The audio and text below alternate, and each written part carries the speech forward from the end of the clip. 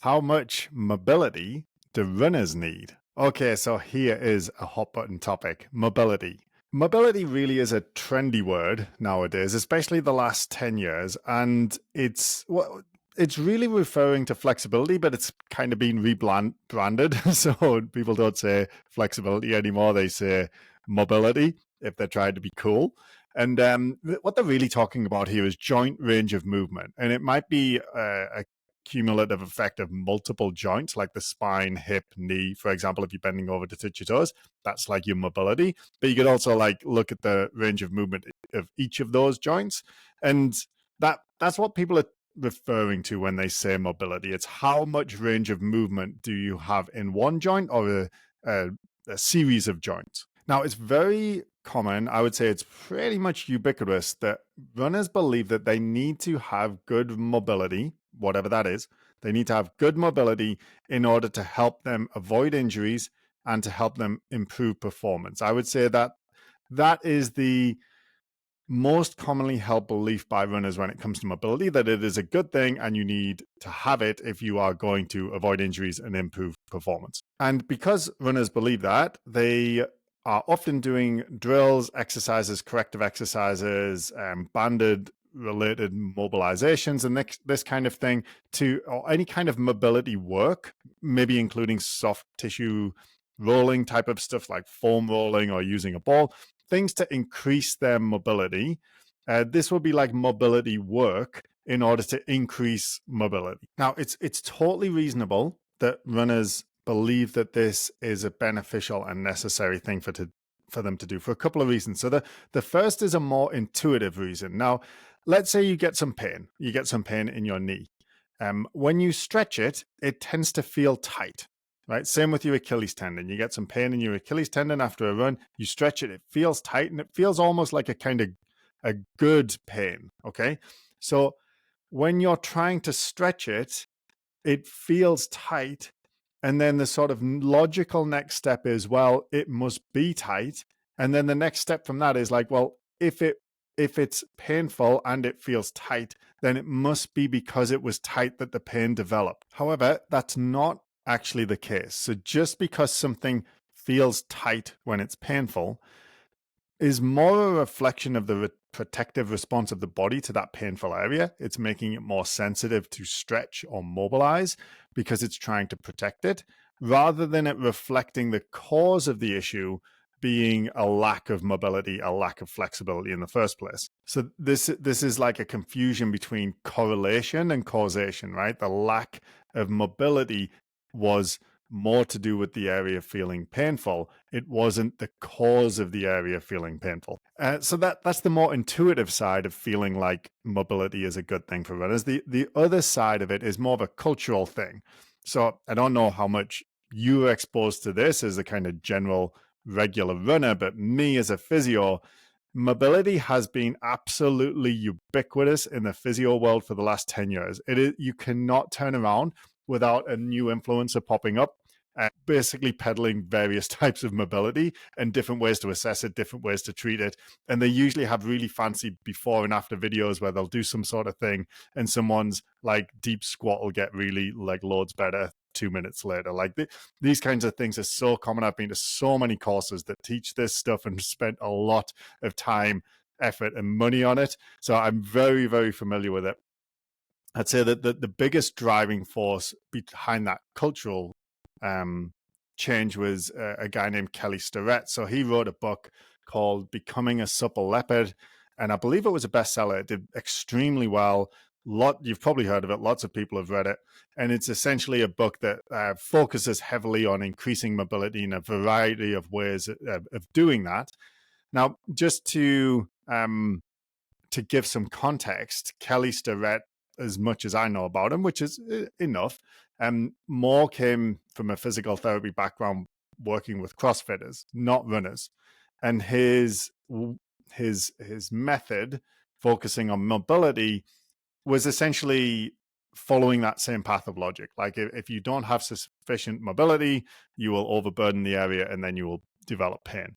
And I would say that in a runner, that particular series of events, you don't have enough mobility, therefore you overload an area, therefore you get pain, is extremely rare. I'd say that's extremely rare in runners. That's not usually the cause of the running injury as it develops in the first place. And this is because runners just do not need as much range of movement or mobility, if you want to use the fancy word, or flexibility, if you want to use the old-fashioned word. Like, they don't need as much range of movement in their joints as people who do other sports. If you look at something like CrossFit, if you're going to hold a barbell over your head and then squat down, you need a lot of mobility, a lot of flexibility in your shoulders, particularly, in order that you can keep the bar above your head while you squat down. Otherwise, if your shoulders are tight, it's going to kind of move forward and then it's going to be hard to hold that position. Similarly, if you were to look at like a ballet dancer or something like that, and they need to sort of flex their leg up to get it like to point up in the sky or whatever. I don't know the ballet names. Obviously, they need a lot of mobility to do that. Otherwise, they can't do it, right? Runners do not need to be able to extend their joints into that amount of range of movement to produce a normal running motion. However, they do need some mobility, okay? So if you take the extreme end of the spectrum and were to say, like, if a runner had their joints fused, so let's say we took a runner and we fused their ankle, knee, hip, and spine, right? So none of those joints can move at all, they wouldn't be able to run, right? Those joints do need to move, so they obviously need some mobility, okay? However, the problem is that often it's supposed that because they need some, more must be better. And if they have more, then they're less likely to get injured, more likely to perform better. However, this is not actually the case. Once you have enough mobility in the various joints, the most important ones being the ankle, knee, and hip, once you have enough mobility to actually produce a relatively normal running motion biomechanically, then you have enough, and additional mobility won't benefit you really in any significant way. It won't make you faster and it won't make you less likely to get injured. So in a second, we're going to come to a simple screen that you can do to determine if you have enough or if you might need to work on your mobility in some way or if you have enough for running. But I want to touch on for a sec, like, what's the harm, right? Like, so what's the downside of doing a lot of work on your mobility, lots of stretches, foam rolling a ball on your foot, like whatever it is you're doing, what's the downside to that? What's the harm in that? Why not just keep doing it? And I would say that there isn't any direct harm, right? So if you're a runner who likes doing mobility stuff, it's not going to significantly increase your risk of injury. It's not going to significantly decrease your performance. In fact, it'll probably have no effect on either of those things. So it's not doing you any direct harm to your running in much the same way as the video where we talked about stretching. It's the same thing. Like, it's not directly doing you any harm. So if you enjoy doing it for in and of itself, then it's totally fine to do so and don't have to worry about stopping. However, there are some indirect harms associated with this. So I want to talk about them a little bit. So the first one is, you often pick up on when I'm talking to runners, like a sort of sense of guilt that they're not working on it. That's something that they should be doing, right? I should be working on mobility. I'm not very flexible. I should be working on that. My ankles are stiff. I should be working on my mobility. My ITB is tight. I should be rolling it, right? These beliefs are incorrect and unhelpful, and they make runners feel more fragile and more vulnerable than they actually are. This influences their behavior, and I think for the negative. It makes them more cautious and more fearful of doing certain things. So there's an indirect harm there from the belief that mobility makes you better. And then there's another indirect harm that I think is far, far more insidious and does far more damage. And that is the effect that it has on the rehabilitation of runners. So if you've ever been to a physio for an injury as a runner, like maybe had Achilles tendinopathy, maybe had runner's knee, whatever it was, shin splint, I'd say there's an over 90% chance that you were given some sort of flexibility exercise, some sort of mobility drill, some sort of foam rolling, dry needling, or something to increase your mobility, increase your range of movement.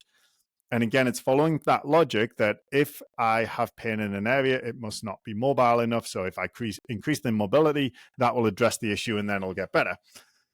And this is the model, and it was heavily influenced by Kelly Starrett, who I mentioned earlier. He had a huge impact on the physiotherapy world, And there has been started to be quite a lot of pushback against it in recent years because there just isn't the evidence to back that model up, that more mobility means less chance of getting injured, or that increasing mobility is the best way to rehabilitate someone with an injury. And I would say that increasing mobility for a runner is probably the biggest waste of time ever prescribed. It is responsible for so much time and effort and money spent on trying to increase flexibility and mobility by runners across the Western world and probably beyond. It's nuts to me. And there's a huge opportunity cost there because people believe that they're fixing the problem, whereas actually what they're doing is wasting their time. And that stops them doing other things, and it stops their physio doing other things that are far more important, which I talk about all the time. So looking specifically at the biomechanics of their running and how that might be impacting stress on the injured area, looking specifically at their muscular strength and power and endurance. These things are incredibly important if you want to treat and prevent injuries. Looking at their training habits, huge one, right? Like how are they training, and helping them by prescribing the running volume and intensity in the right dosage to get their body to adapt, to get that tissue to adapt, to gradually be able to do more and more each week. Like those three things are so much more important than any mobility drill that you could have been possibly given. But if you look at the percentage of time and effort and money and resources spent on the mobility side of things when you get injured as a runner, it's huge. And the percentage of all of those things on the three things that I just mentioned, it's much smaller. So that's enough. I will stop ranting. As you can tell, this is an issue that is very dear to my heart. I'm going to give you a very simple runner's mobility screen that you can do right now, and provided I can describe it in an audio way. I will record some videos to put in the description to this episode so that you can see these three things. But if you can do these three things, you have enough mobility for running, and more mobility won't improve your situation in any significant way. So the first one is dorsiflexion. So in your ankle, you need enough dorsiflexion, which is if you put your foot flat on the floor and you move your knees forward over your toes, your ankle is dorsiflexing. That's what it's called. You need enough dorsiflexion to produce a normal running motion. A very simple test. It's very much like a rule of thumb thing. You put your you put your toes near the wall, and you touch your knee on the wall, and you see if you can get your fist away from the wall. So you want your toes to be a fist distance away from the wall, and you should still be able to touch your knee on the wall without your heel lifting up. I'll put a video in the description of me doing this, but essentially you want to be able to touch your knee on the wall with your heel on the floor while your toes are a fist away from the wall. So that's the first one. The second one, your knees, you need enough range of movement to produce the running motion. Now, so the bend is quite easy, right? So the bend in your knee, if you can sit in a chair, you can bend your knee enough. Okay, if you've got 90 degrees of knee bend, you have more than enough than what you need to run. If you look at the other direction that the knee moves into extension, which is straightening, you're going to sit flat on the floor with your legs out in front of you. You can be leaning back, that's fine. And you want to see, can the back of your knees touch the ground? If they can't, and it's because your knee is flexed up, then your knee might be a bit stiff and you might want to have that looked at. If it's because you've got a big, huge calf muscle, that's great. But your knee should be able to go fully straight as you're sitting flat on the floor. And then you have enough straightness in your knees, enough extension in your knees. The last one would be like the hip and lumbar spine. And most people have enough flexion, which is like bending the knee up towards your chest. That's not usually an issue when it comes to running. But extension that's going the opposite direction. That's when your thigh goes back behind you as you're running. So to test that, if you get into a half kneeling position, which is like if you kneel on the floor and then put one foot up in front of you, and then you're going to try and take your pelvis forward if you're going to do like a hip flexor stretch. Again, I'll put a video in the description, but like a hip flexor stretch, you should be able to get your pelvis a little bit further forwards than where your knee is on the ground. So that means that your hip and lumbar spine is extending a bit, like 10 degrees is enough, right? So as long as you have some extension there, that's usually enough. Now, this is obviously like very much a rules of thumb. So there are exceptions to these things, but if you have no problems and you can do those things, then working on your mobility a lot is not a specifically good use of your time. So if you do that screen, You pass all of those tests. Further increasing your mobility beyond that will not significantly benefit your running in terms of reducing your injury risk or improving your performance. You have enough mobility. More mobility won't necessarily help. However, if you like working on your mobility for other reasons, or you do other sports that require more flexibility, or you just enjoy the process of doing it, or you just prefer to be more flexible, it's totally fine. Keep doing it. It's not going to do you any harm when it comes to your running. Now, if you do any of those tests and you have a limitation, I'd suggest getting it looked at by a professional. Usually a physical therapist is the best to look at. I would say, though, that because you have a limitation there is not the end of the world. Like, my left ankle fails that test. I can't do the knee to wall test with my toes a fist away from the wall because I had a nasty sprain when I was a teenager. I've done every single trillions of different mobility drills with the bands and the mobility things and the what do you call it, like the self-mobilization with movement and the scraping and the rolling and all the things, right? It just never changes.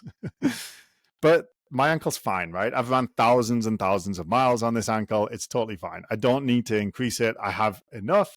I have less than is in that screen. So just take it with a pinch of salt. If you don't pass one of the tests, don't panic.